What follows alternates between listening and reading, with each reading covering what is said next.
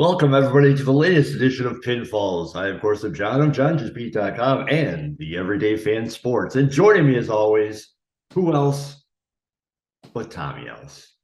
How you doing, John? I am great. How are you, Tommy? I'm all right, buddy. It's Are that you time of ready? year. Go ahead. It's that time of year again. Night It's of Night of Champions. Champions. Night of Champions. Coming off the heels of an explosive backlash out in Puerto Rico. And now we're in Saudi Arabia. Yeah, it truly is world wrestling Global entertainment. traveling. Yes. So where are we at with the standings now Well, after the last? you are 17-6. I am 15-8. You got me by 2 so far this year. Very good. I fear that these 7 matches we have today aren't going to change those stats, but let's jump in and see where we end up. All right. So let's start off with the Intercontinental Championship. Gunther defends against Mustafa Ali. So being in Saudi Arabia, a lot of people are assuming that Ali will probably get the nod in this. I don't think that's the case. I think Gunther is on a dominant championship run right now, and as much as I would like to see Ali make some forward progress in this company, because excuse me, it's allergy season as well as Night of Champions season, so if I'm a little coffee, that's why. But Gunther is, like I said, he's on a dominant run. Ali, he's a Chicago guy. He's from Villa Park. He's just a couple towns over. Trains out of the Freelance Academy here in Chicago. So big Chicago guy. A lot of us know him out here and stuff, or have at least rubbed elbows with him at some point or another. And I know that he's a far better wrestler and on the mic and everything all around than what the WWE is presenting. And knowing what I know of him, I can only assume that that's because of what they're giving him. It's nice that they're going to give him a little bit of spotlight and let him get a championship match, but I don't see him walking out with the title in this one. There's still a lot to be had with Gunther as the Intercontinental Champion, and even an upset from Ali, I don't think would be beneficial for him or anyone else. So there it is. 1 for 1. We agree again. I agree with everything you said about Ali. I think he's fantastic. I think he's underperforming, but not of his own fault in the WWE. Right. And I hate the theory of giving him the win just because it's Saudi Arabia, because then everything becomes predictable. Then you can never lose in your hometown, and then you're Bret Hart and all that garbage. With that being said, he will lose. Gunther, whichever. I still hate the name. Is not going to lose yet. He is, as you said, dominant right now, and he's going to remain dominant. 1 for 1, you and me. All right, very Going good. on to another easy match, I believe. We have the SmackDown Women's Championship, Rhea Ripley versus Natalya. Poor Natty. Yes. Poor Natty. Being thrown to the wolves again. Being thrown to the wolves once again. He's going to set the record probably for pay-per-view matches, but yeah. I guess, yeah. I mean, hey, from a paycheck standpoint, there's nothing wrong with that.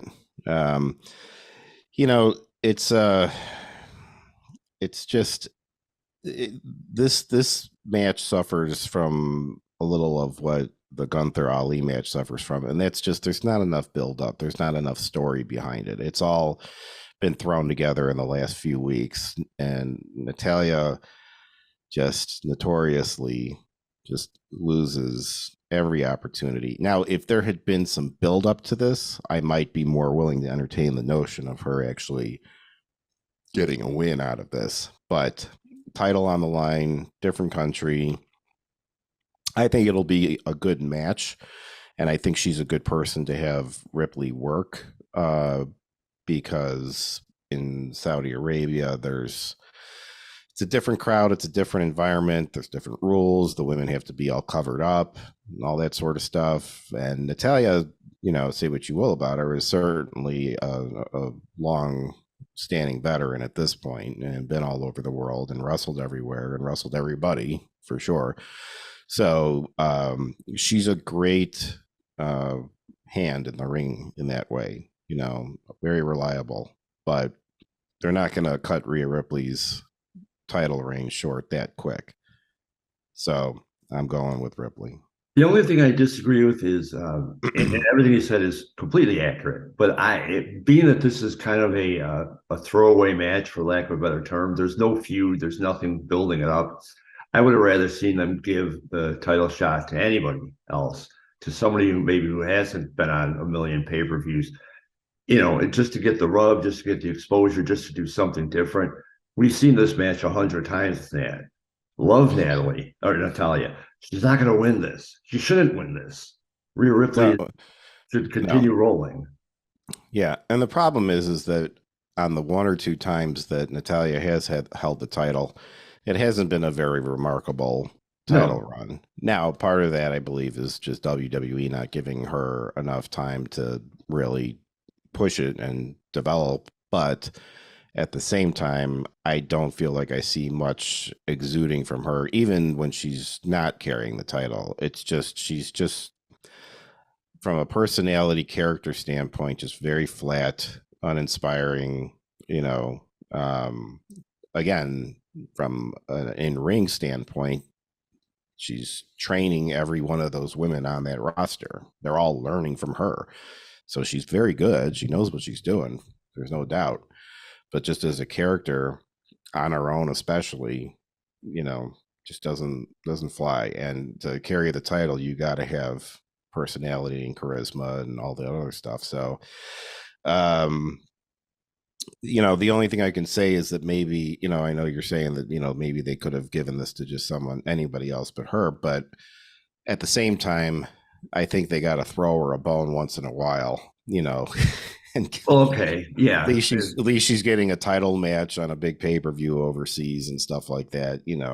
It's something. She's getting more visibility. They haven't completely buried her in the back, although I'd be very interested to see where Natalia goes, because after something like this, it's like, Natalia then disappears again for another right. That's exactly what's going to happen. So it's just, that's what I'm saying. It's like, if she was like on fire and on a roll, even when she wasn't holding the title, then you'd be like, well, all right, well, she needs to have the title put on her. She's earned it. She's, but it's, like I said, just kind of a flat character. And I'm going with Rhea Ripley. If you could combine Natty's in-ring ability with her father's insanity, charisma, if you will, an interesting character. Sure. But but what are you gonna do? Yeah, can't unless we start, splicing genes, and I'm not really up to that right now. I'm not ready for that either. Yeah, I don't have the energy. All right, let's move on to the Raw Women's Championship. We got Bianca Belair versus Asuka. I feel like there's a chance that Asuka could win this one, to be honest. Belair has gone over a year. She got past her WrestleMania 1 year mark, defended it, and we're a couple months into it. And she's another one who, I feel like she's got more character and charisma than Natty, but again, better in the ring than as a character or on the mic or anything like that.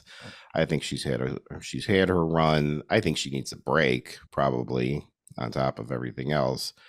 And we got to have it's Night of Champions. There's got to be a couple of,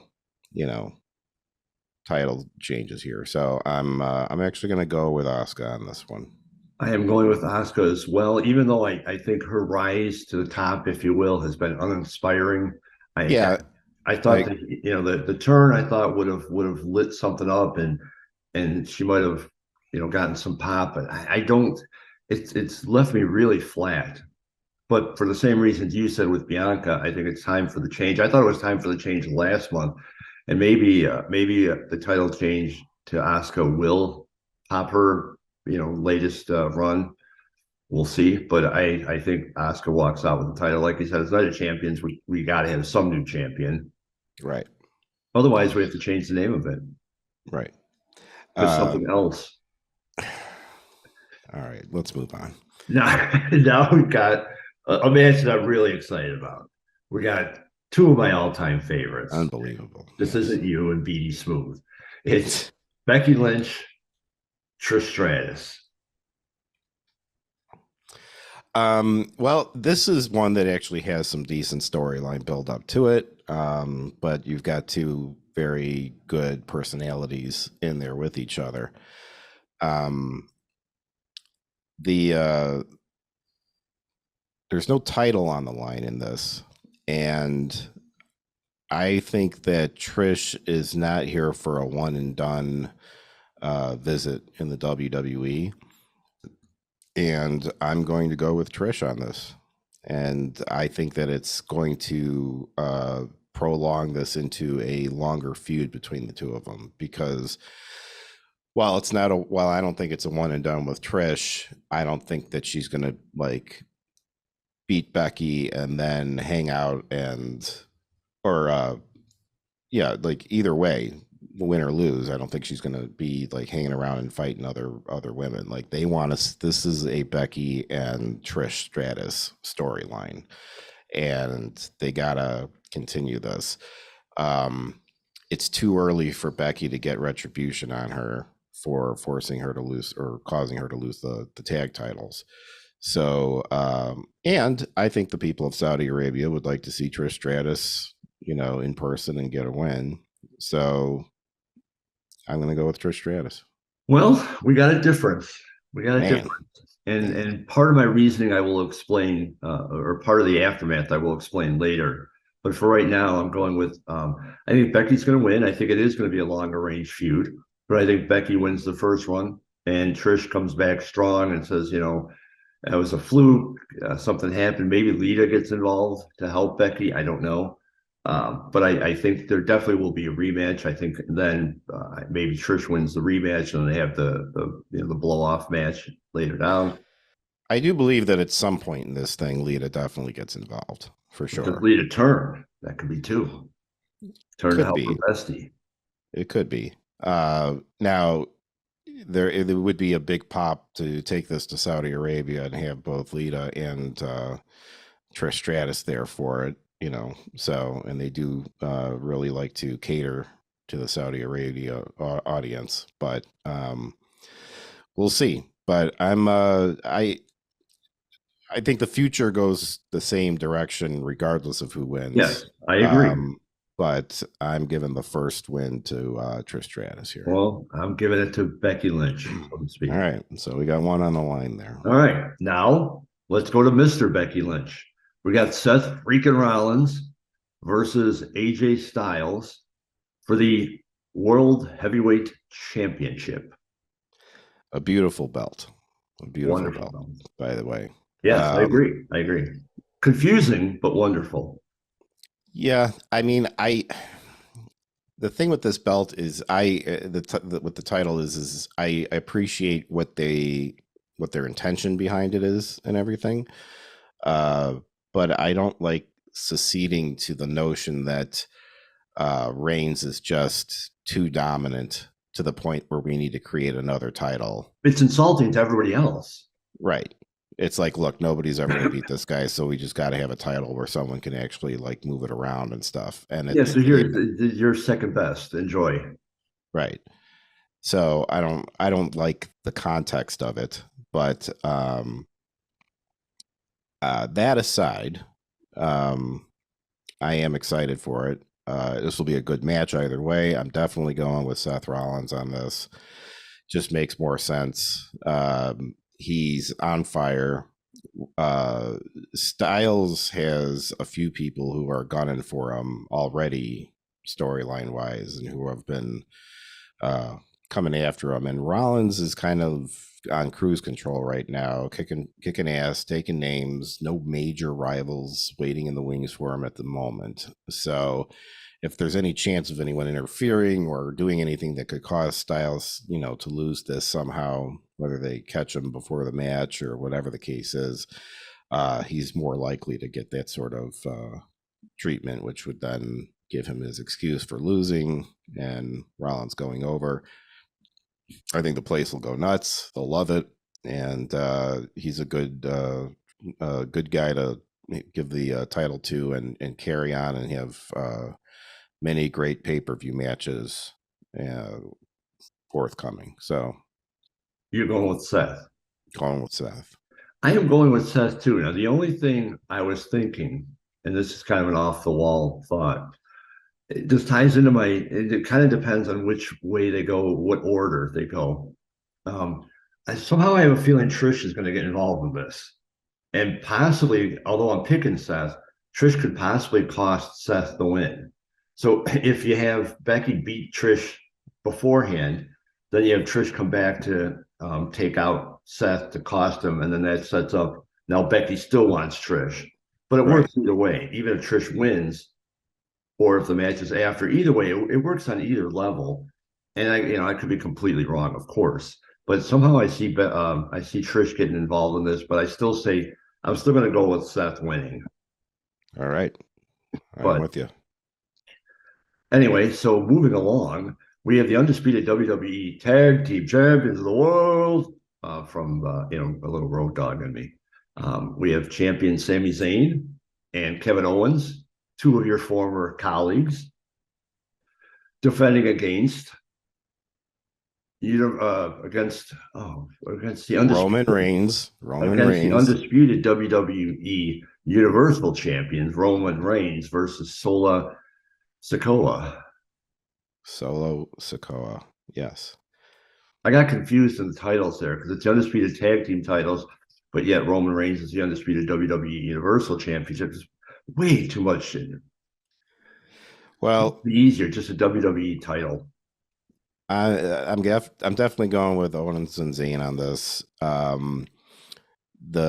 The whole thing with the bloodline is it's a storyline in and of itself, and it's been I think if first of all if they're creating a new belt because Reigns is dominated, they can't give him the tag titles on top of it too. It'll be two titles, right? Because it's so the guy's gonna be he's gonna need like if anything he'll need the Usos there to help carry the belts for him and stuff, because there's just too many belts at that point.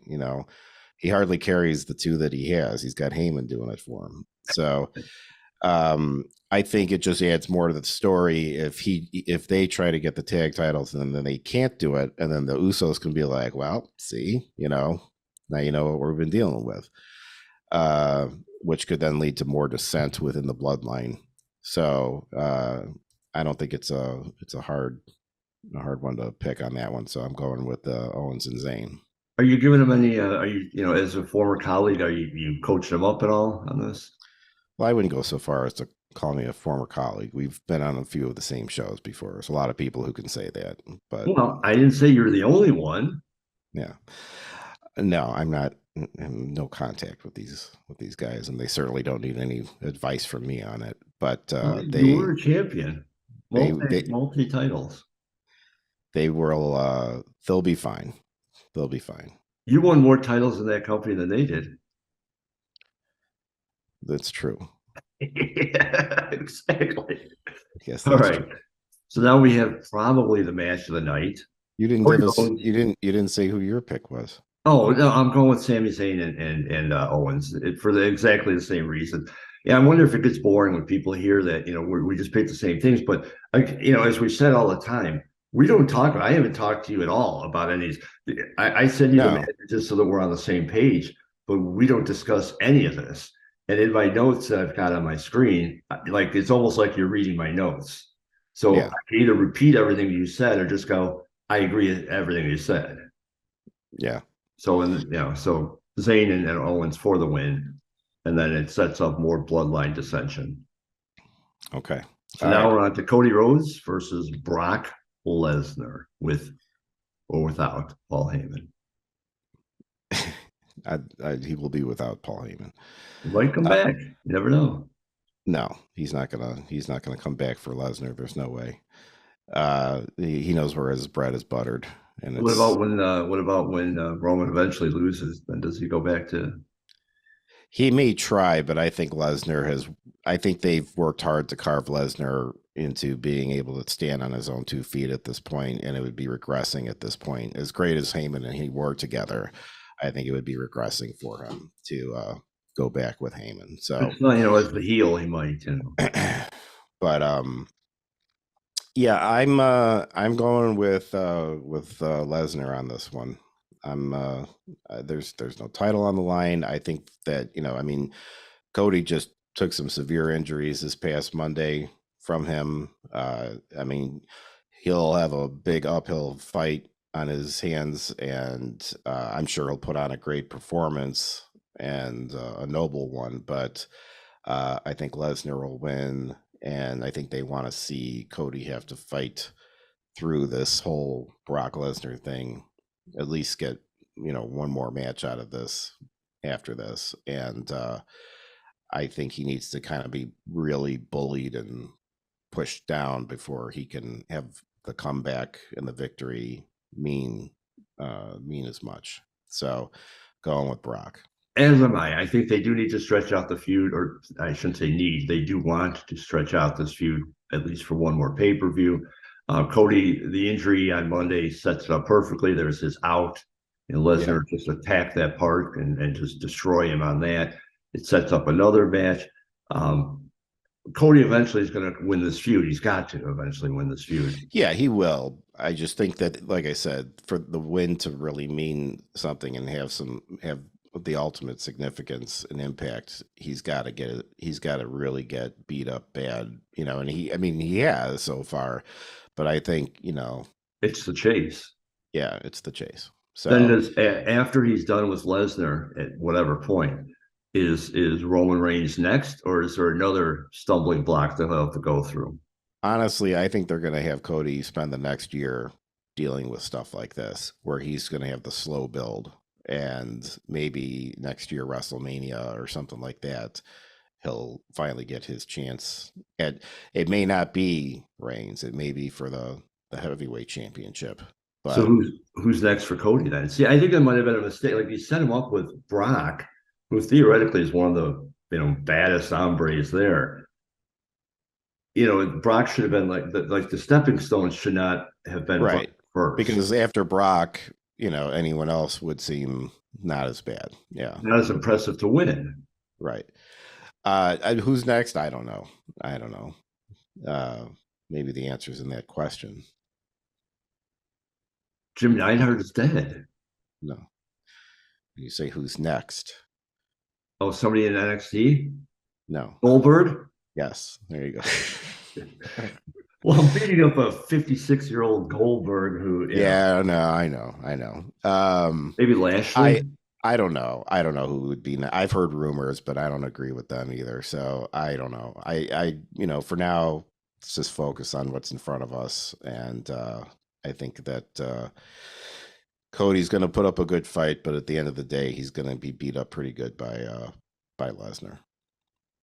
Well, that pretty much does it. We have one difference. So I can't surpass you, or I can't pass you, I should say, not surpass. I can't pass you in the standings. I could only catch up one win if I win. I'm torn because I love Becky. I love Trish. So, it's hard to root against either one of them. Right? They're two of my all-time favorites. You throw AJ Lee in there, and now you got a three-way. But to me, it's going to be that and the Rhodes versus Lesnar. Even though we pretty much think Lesnar is going to win, I still think those two matches are the two I'm most looking forward to. I think those are going to be the matches of the night. That, and I think Rollins and Styles. Well, that's true. You're right. I did miss it because yeah. Styles is as solid as you get, and I do love Freakin' Rollins, even though we both agree we hate the nickname. Yeah. Well, there it is. Night of Champions. So live from Saudi Arabia tomorrow on the Peacock Network. You could make your own predictions, see how you rank against Tommy and me. Check out Everyday Fan Sports. see if anybody else is. I'm sure other people on the staff are making their predictions. You can see how we all do. Watch the show and have a good time. There it is. Parting thoughts? No, just I do feel like it's been kind of a slow lull in WWE lately. I feel like there's too many factions. The storylines are confusing if there's a story at all.